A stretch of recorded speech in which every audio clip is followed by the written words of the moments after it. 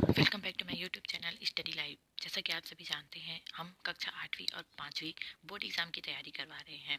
तो आज हम लेकर आए हैं आप लोगों के लिए वार्षिक आकलन सैंपल प्रश्न पत्र विकास खंड स्तरीय डोंडी लोहारा से। ये जो प्रश्न है वो डोंडी लोहारा ब्लॉक की हर मिडिल स्कूल में कक्षा 8वीं के लिए ये प्रश्न पत्र तैयार किया गया है, जिसका एग्ज़ाम जो है 6 मार्च 2025 को है। तो मैं आपको प्रश्न बता रही हूँ ताकि आप इन प्रश्नों को पढ़ें, इसकी तैयारी करें और जाकर अपना एग्ज़ाम दें। प्रश्नों को बताने का उद्देश्य यह है कि आप इन प्रश्नों की तैयारी कर कर अपनी एग्ज़ाम की प्रिपरेशन को बेहतर रूप दे सकें। तो चलिए आज की क्लास शुरू करते हैं। देखते हैं पहला प्रश्न है वस्तुनिष्ठ प्रश्न। सही विकल्प चुनकर लिखना है। सबला देथे फूल फर सबला देथे छाँव का कवि के अनुसार अर्थ क्या है? मूर्खों की संगति का महत्व, बड़े बुजुर्गों का महत्व, जीवन में आने वाले सुख दुख या कोई नहीं।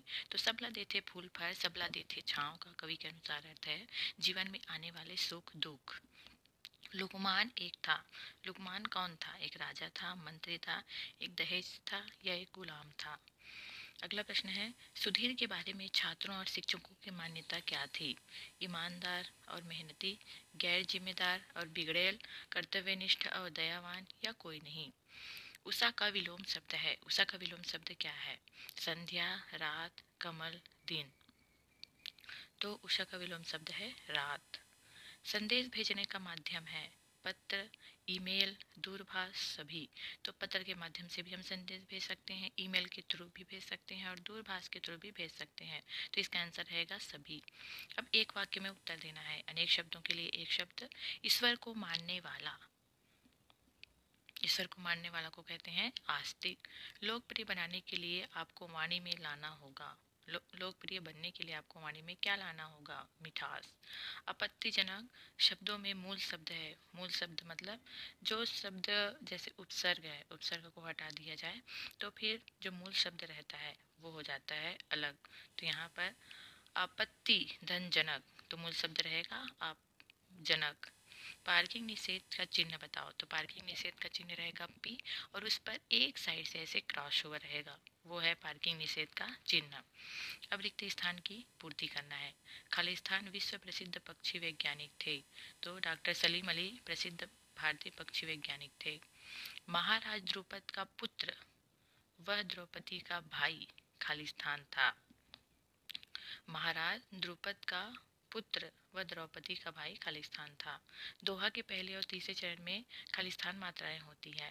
कक्षा में अचल को खालिस्तान कहा गया। आशा के विलोम शब्द है निराशा।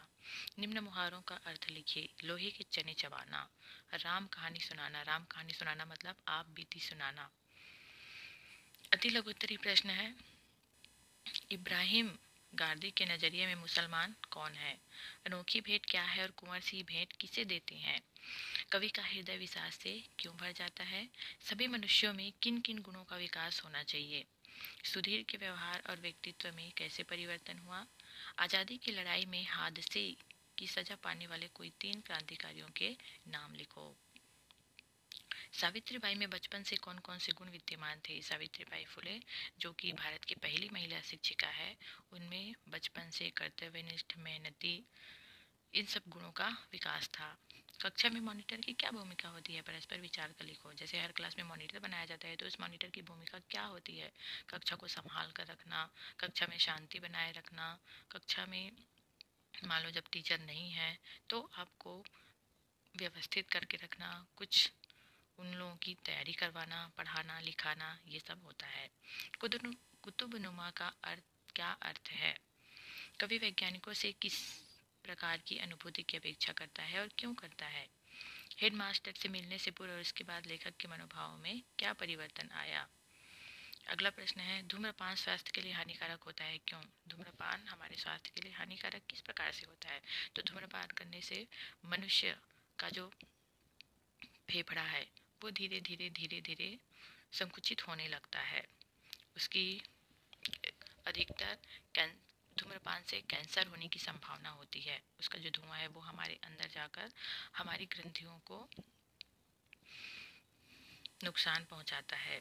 निम्नलिखित शब्दों के अर्थ लिखकर वाक्य बनाइए। कुदरत अर्थ लिखना है और वाक्य बनाना है। जवान, नापसंद और साथी। विकास क्रम में पीछे कौन से वर्ग है और क्यों? आपके माता पिता का कार्य क्या है? उनके कार्य में आप किस प्रकार से उनकी मदद करते हैं? आपके माता पिता का कार्य क्या है? तो आपने घर में देखा होगा कि आपके माता पिता क्या कार्य करते हैं और उनके कार्यों में आप किस प्रकार से सहयोग करते हैं।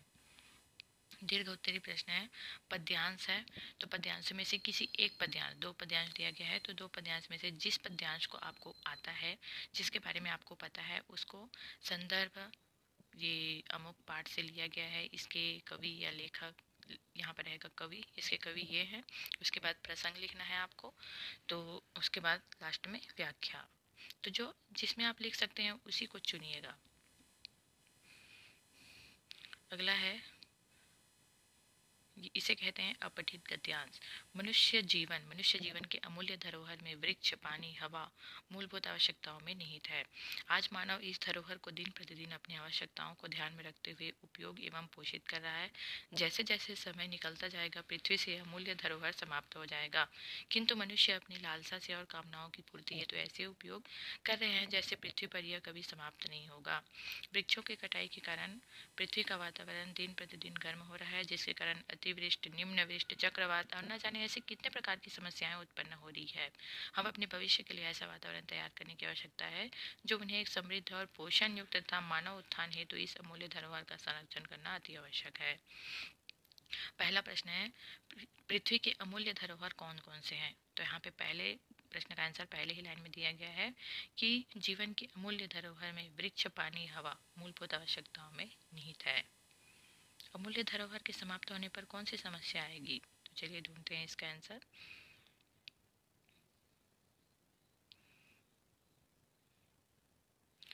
अमूल्य धरोहर समाप्त हो जाएगा, किंतु मनुष्य अपनी लालसा और कामनाओं की पूर्ति हेतु ऐसे उपयोग कर रहे हैं जैसे पृथ्वी पर यह कभी समाप्त नहीं होगा।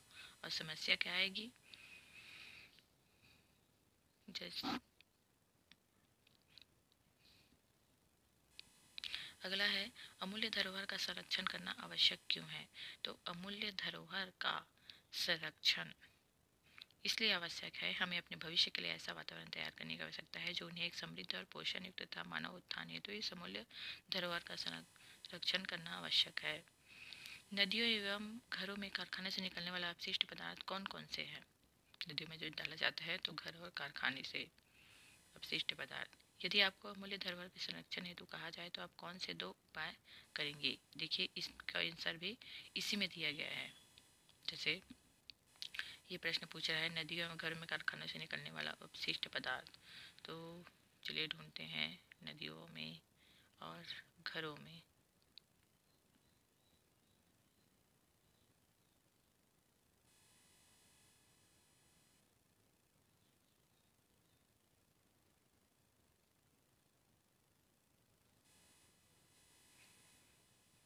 यदि आपको अमूल्य धरोहर के संरक्षण हेतु कहा जाए तो आप कौन कौन से दो उपाय करेंगे अमूल्य धरोहर को बचाने के रूप में? अथवा तो अगर आप ऊपर वाले पैसेज को नहीं बनाना चाहते तो इस वाले को आपको बनाना है। पहला है, पशु पक्षियों के स्वभाव की क्या विशेषता है? तो पशु पक्षियों के स्वभाव की विशेषता है कि वो भी हमसे थोड़ा सा प्यार चाहते हैं। पशु पक्षियों के प्रति हमारा व्यवहार कैसा होना चाहिए? तो पशु पक्षियों के प्रति हमारा व्यवहार विनम्रशील होना चाहिए। गद्यांश। अगला प्रश्न है, गद्यांश का उचित शीर्षक दीजिए। तो गद्यांश का उचित शीर्षक रहेगा पशु पक्षियों के प्रति हमारा व्यवहार। चेतक और बादल का नाम इतिहास में क्यों लिखा गया है? तो चेतक और महाराणा प्रताप का घोड़ा चेतक और लक्ष्मीबाई का घोड़ा बादल, इसका नाम इतिहास में इसलिए लिखा गया है क्योंकि वो अपने स्वामी के प्रति इतने वफादार थे कि उन्होंने अपने प्राण भी न्यौछावर कर दिए। तो इंसानों से अधिक ज़्यादा तो जानवर होते हैं जो समझते हैं, लेकिन आज का इंसान इन भावनाओं को नहीं समझता। लक्ष्मीबाई के घोड़े का क्या नाम था? तो लक्ष्मीबाई के घोड़े का नाम था बादल। अब है दीर्घ उत्तरी प्रश्न, आपका स्वास्थ्य ठीक न होने के कारण अपने प्रधान पाठक को 3 दिनों की छुट्टी के लिए आवेदन पत्र लिखना है, अथवा अपने मित्र को जन्म दिवस की बधाई देते हुए उनकी कुशलता जानने हेतु पत्र लिखना है। या तो आपको पहले वाला आता है तो आपका स्वास्थ्य ठीक नहीं है तो प्रधान पाठक को लिखिए, या फिर अपने मित्र को जन्म दिवस की बधाई देते हुए और उसकी कुशलता जानने हेतु पत्र लिखना है। अब है हमारा लास्ट प्रश्न, नीचे दिए गए विषय में से किसी एक विषय पर निबंध लिखना है। होली, पर्यावरण, मेरा प्यारा गाँव गाँव या सावित्रीबाई फुले। तो आप जिसमें आप सहज हैं, जिसको आप बहुत ज़्यादा अच्छे से लिख सकते हैं, उसी टॉपिक को चूज़ कीजिएगा और उसी पर आपको निबंध लिखना है। जैसे कि अभी आने वाला है होली, तो होली के बारे में आप लिख सकते हैं। होली रंगों का त्यौहार है। होली हर साल फाल्गुन मास में मनाया जाता है और होली के दिन सभी एक दूसरे को रंग लगाते हैं, एक दूसरे के घर जाते हैं। उस दिन विभिन्न प्रकार के व्यंजन बनाया जाता है। होली के पहले दिन, होली के एक दिन पहले होलिका दिवस मनाया जाता है, जिस दिन होलिका का दहन किया जाता है। और इस त्यौहार को इसलिए मनाया जाता है क्योंकि ये जो पर्व है वो बुराई पर अच्छाई की जीत है। इस प्रकार से आप लिख सकते हैं। Thank you.